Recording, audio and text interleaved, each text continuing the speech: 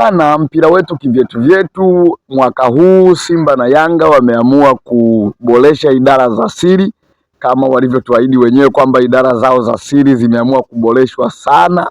Kuna siri kubwa sana kwenye usajili mwaka huu, lakini makachero wetu bado wako mzigoni, wanapiga kazi usiku na mchana kuhakikisha tunazipata zile za ndani ndani na za moto tunapoelekea kwenye dirisha la usajili.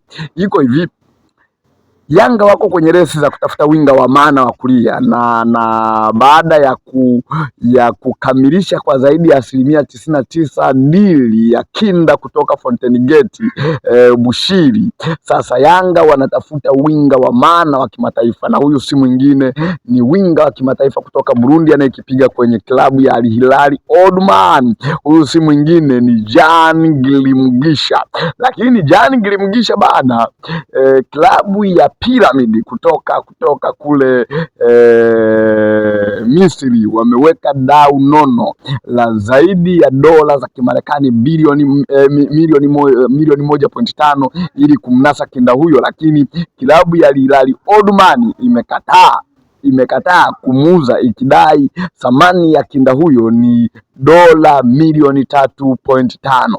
Lakini inavyoonekana rais wa Dar es Salaam Young Africans, mtu wa maana sana kwenye mpira wetu, Engineer Hersi Said, ameshakwea pipa kuelekea huko Uarabuni iliko klabu ya Al Hilal Omdurman kwenye pre-season, na ameshakwisha kufanya mazungumzo na Jean Gilimgisha na wawakilishi wake, na mazungumzo hayo yamekuwa na mafanikio kwa mujibu wa vyanzo vyetu vya zaidi ya 85%. Tayari kuna huo uhakika wa Jean Gilimgisha kukipiga kwenye mitaa ya Twiga na Jangwani msimu ujao. Dili hili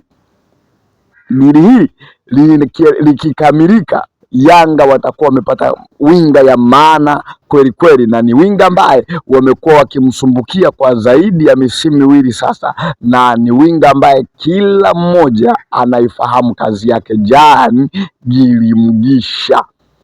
Kwa upande wa wekundu wa Msimbazi, Simba bana, wao wanazungumza na golikipa wao Kasari kuangalia namna ya kumbakisha baada ya kutafuta golikipa mwingine na ikashindikana. Wakajaribu kurudi kwa Pimpin Kamara naye ikashindikana. Sasa wako kwenye mazungumzo na Kasari ili aendelee kubaki kwenye mitaa ya Msimbazi. Hizo ndizo tulizo nazo kwenye tetesi za usajili.